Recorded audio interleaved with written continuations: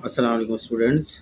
आज हम classification of contract की थर्ड क्लासिफिकेशन पढ़ रहे हैं, जिसकी हेडिंग है on the basis of extent of validity. इसके अंदर जो है पॉइंट नंबर 1 है वैलिड कॉन्ट्रैक्ट से मुताल्लिक। वैलिड कॉन्ट्रैक्ट को बोलते हैं उर्दू में जायज़ मुआहदे, ठीक है, यानी दुरुस्त मुआहदे, ठीक मुआहदे, जायज़ मुआहदे। पढ़ता हूँ मैं इसको। Contract is said to be valid. Contract को उस वक्त जायज़ मुआहदा कहा जाएगा if it satisfies all condition required for its enforceability, जब इसमें अमल दरामद करने की या निफाज कानून के ज़रिए निफाज करने की तमाम शराइतें पूरी होती हों, यानी कंडीशन पूरी होती हों। इन अदर वर्ड, दूसरे लफ्ज़ों में, valid contract is enforceable in the court of law. Valid contract वो होते हैं जिस पर अमल दरामद बज़रिया कोर्ट करवाया जाता है।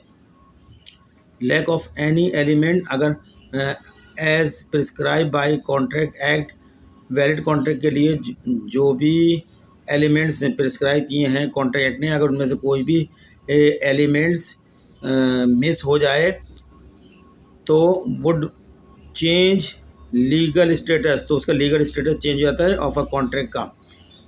And it may not be permitted to be enforce, और फिर वो अमल दरामद करने के लायक नहीं होगा। इसमें बताया क्या है, बताया गया कि वैलिड कॉन्ट्रैक्ट वो होते हैं जिसमें वो तमाम शराइतें पूरी कर दी जाएं जो कॉन्ट्रैक्ट को नाफिज करने के लिए ज़रूरी होती हैं, ठीक है। और वो तमाम शराइतें जो कॉन्ट्रैक्ट एक्ट के अंदर दी गई हैं एक वैलिड कॉन्ट्रैक्ट के लिए, वो पूरी होनी चाहिए। अगर उन शराइतों में से कोई एक शराइत भी मिस हो जाती है, गायब हो जाती है, एब्सेंस होती है वो, तो फिर वो कॉन्ट्रैक्ट जो है उसको कोर्ट ऑफ लॉ में इन्फोर्स नहीं कराया जा सकता। लिहाजा वैलिड कॉन्ट्रैक्ट के लिए वो तमाम शराइतें जो कॉन्ट्रैक्ट एक्ट में दी गई हैं पूरी होना चाहिए कॉन्ट्रैक्ट के निफाज के लिए। तो चलते हैं दूसरा पॉइंट, वॉइड कॉन्ट्रैक्ट। वॉइड माने बातिल, वॉइड कॉन्ट्रैक्ट, बातिल मुआहदे। A void contract is one that is not legally enforceable. Wide contract वो होते हैं जो कानूनन काबिल निफाज नहीं होते हैं, कानूनी तौर पर काबिल निफाज नहीं होते। सर्टेन सर्कमस्टांसेस रेंडर सम कॉन्ट्रैक्ट इमीडिएटली वॉइड, कुछ ऐसे हालत आ जाते हैं जिससे कॉन्ट्रैक्ट जो है फौरी तौर पर वॉइड हो जाता है, यानी काबिल अब्ताल हो जाता है। Based on some aspect of the law, कानून के कुछ आस्पेक्ट की वजह से। Void contract is not void from the beginning, ये बिगिनिंग से वाइड नहीं होता है। शुरू में जब ये कॉन्ट्रैक्ट बनाया जाता है तो बिल्कुल दुरुस्त होता है, वैलिड कॉन्ट्रैक्ट होता है, लेकिन बाद में कुछ ऐसे हालत हो जाते हैं कि ये कॉन्ट्रैक्ट वाइड डिक्लेयर कर दिया जाता है। It is valid contract when, उस वक्त ये वैलिड कॉन्ट्रैक्ट होता है जिस वक्त ये बनाया जाता है, फॉर्म किया जाता है। It is made but subsequently, लेकिन बाद में it becomes void due to certain reason, कुछ वजूहत की बुनियाद पर ये वॉइड हो जाता है। यानी वॉइड कॉन्ट्रैक्ट वो कॉन्ट्रैक्ट होता है जो शुरू में जब बनाया जाता है उसका एग्रीमेंट, तो वैलिड एग्रीमेंट होता है उसका, और जो है उसमें तमाम इन्फोर्स कराने की जो है सलाहियतें मौजूद होती हैं, लेकिन कुछ सर्कमस्टांसेस, कुछ ऐसे हालत आ जाते हैं जिसकी वजह से उस कॉन्ट्रैक्ट को जो है वॉइड डिक्लेयर करना पड़ जाता है। एग्जाम्पल लेते हैं, ए was elected as a managing director of X company. X company के अंदर ए को बतौर मैनेजिंग डायरेक्टर मुंतखब किया गया bye it's board of directors. X company के बोर्ड ऑफ डायरेक्टर ने ए को मैनेजिंग डायरेक्टर मुंतखब कर लिया, ठीक है। आफ्टर 6 मंथ, 6 महीने के बाद, इट इज़ फाउंड दैट, ये पता चला कि one of the directors who have elected a को जिन डायरेक्टरों ने इलेक्ट किया था उनमें से एक director has not purchase qualification shares, तो उस डायरेक्टर ने अपने क्वालिफिकेशन शेयर ही परचेज नहीं करे। जब कोई डायरेक्टर अपने क्वालिफिकेशन शेयर्स परचेज नहीं करता तो वो डायरेक्टर होने की सलाहियतें ख़त्म हो जाती हैं उसकी। तो जिसने ए को जो है वोट दिया था मैनेजिंग डायरेक्टर के लिए बोर्ड ऑफ डायरेक्टर की मीटिंग में, उस डायरेक्टर ने अपने क्वालिफाइंग शेयर्स परचेज नहीं करे। He was not a bonafide director, इस तरह वो एक हकीकी डायरेक्टर ना रहा जब उससे शेयर नहीं परचेज करे, तो 10 इस तरह the service contract made with A is direct discovered to be void. इस तरीके से जब एक डायरेक्टर कम हो गया जिसने उसको वोट दिए थे बोर्ड ऑफ डायरेक्टर की तरफ से मैनेजिंग डायरेक्टर के लिए ए को, उसका एक डायरेक्टर जब उसने अपने क्वालिफाइंग शेयर्स नहीं खरीदे तो वो डायरेक्टर नहीं रहा, तो इस तरह जो है ए के साथ जो कॉन्ट्रैक्ट हुआ था मैनेजिंग डायरेक्टर का वो भी ख़त्म हो जाता है, वॉइड हो जाता है।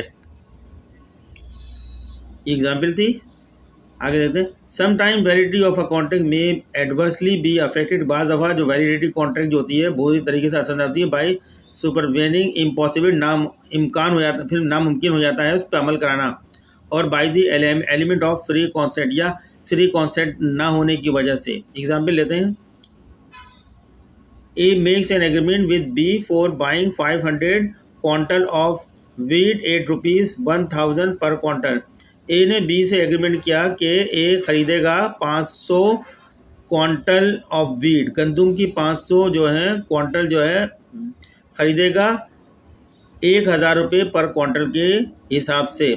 But before the date of performance the central government enacts new legislation debarring an individual to buy more than 10 quantal at a time.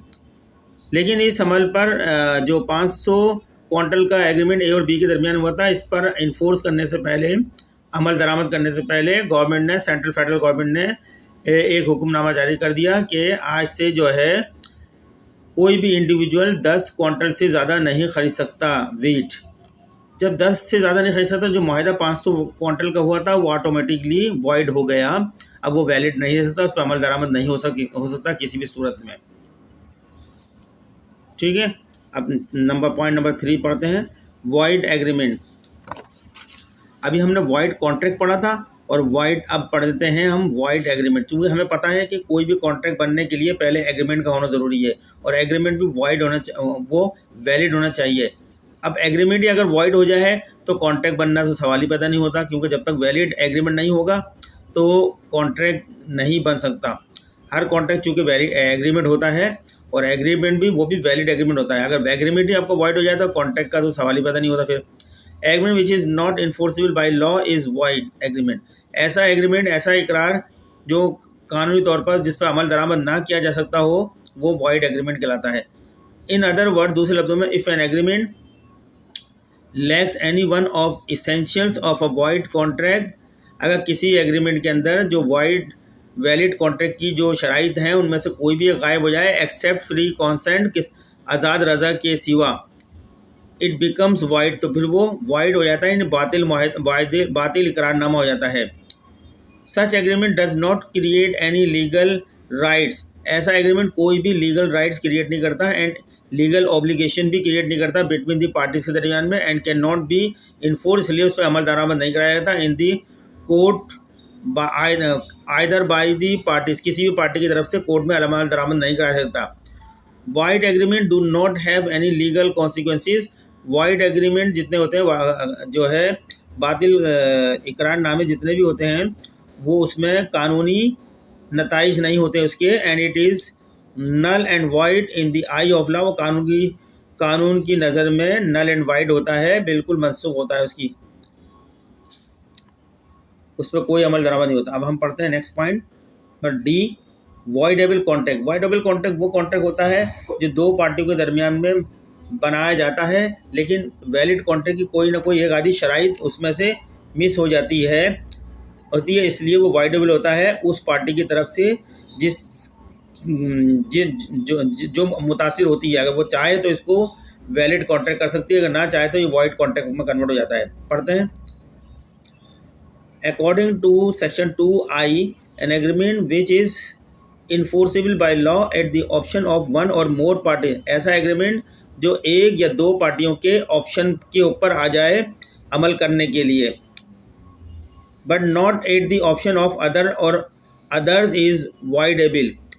ठीक है, और दूसरी पार्टी के ऑप्शन के ऊपर नहीं हो, सिर्फ एक पार्टी के ऑप्शन के ऊपर हो कि वो उस पर अमल कराना चाहती है, नहीं चाहती, ऐसे एग्रीमेंट को वॉइडेबल एग्रीमेंट होते हैं। क्योंकि इन एग्रीमेंट कोई टेक्निकल फॉल्ट होता है, या तो ये एग्रीमेंट जबर की बुनियाद पे किया जाता है, या धोखाधड़ी की या गलत बयानी की बुनियाद पे किया जाता है। जिस पार्टी के साथ धोखाधड़ी, जबर, फ्रॉड हुआ होता है उस पार्टी पे मुनसर होता है कि वो चाहे तो इस एग्रीमेंट को वैलिड एग्रीमेंट डिक्लेयर कर दे और चाहे तो इसको वॉइड डिक्लेयर कर दे। जब तक ये वो अपना ऑप्शन नहीं देती ये वॉइडेबल एग्रीमेंट रहता है। In a voidable contract consent of one of the parties has been caused by other party either by using coercion, यानी इस वॉइडेबल एग्रीमेंट वो एग्रीमेंट होता है जिसमें एक पार्टी की जो रजामंदी आज़ाद रजामंदी नहीं ली गई बल्कि उसको जबरी तौर पर उसको रजा किया गया है, रजामंदी हासिल की गई, या अनड्यू इन्फ्लुएंस पे गैर ज़रूरी असर डाला गया है, या मिस रिप्रेजेंटेशन गलत बयानी की गई है, या फ्रॉड किया गया है। इसकी बुनियाद पर जो है वो कॉन्ट्रैक्ट बनाया जाता है। अब ये ऑप्शन होता है जो पार्टी फ्रॉड से, कोर्शन से, अनड्यू इन्फ्लुएंस से, मिस रिप्रेजेंटेशन से मुतासिर होती है वो चाहे तो इसको वॉइड एग्रीमेंट भी कर सकती है यानी इसको मनसूख कर सकती है और चाहे तो इसको वैलिड यानी इसको जारी रख सकती है। Such contract lack elements of free consent, ऐसे एग्रीमेंट में फ्री कॉन्सेंट की जो रजा होती है वो लैक होती है, वो नहीं होती, इसलिए ये वॉइडेबल एग्रीमेंट हो गया और इसका डिपेंड वही पार्टी कर सकती है, इसको वैलिड वही पार्टी कर सकती है जिससे इस किस्म की रजा ली गई है, कोर्शन के जरिए से, इन्फ्लुएंस के जरिए से, मिसरिप्रेजेंटेशन की और फ्रॉड के जरिए से। अगर वो चाहे तो इसको वैलिड करे, चाहे तो इसको वॉइड कर दे। एग्जाम्पल देते हैं, A by causing consent of B at gun point, A ने बी की रजामंदी गन पॉइंट पे हासिल करी, मेक एन एग्रीमेंट, एक एग्रीमेंट बनाने के लिए, which him for buying his bike for ₹10,000 कि वो 10,000 रुपये की अपनी बाइक उसको ए को बेच दे, इसकी रजामंदी दे दे वो बी जो है। This contract is voidable, voidable है at the option of B, क्योंकि बी से गन पॉइंट पे रजामंदी ली गई है बाइक की। अब बी चाहे तो इसको जो है वॉइडेबल, ये इसको बी के ऊपर ये ऑप्शन है कि वो चाहे तो इसको वॉइडेबल करे चाहे तो वैलिड करे।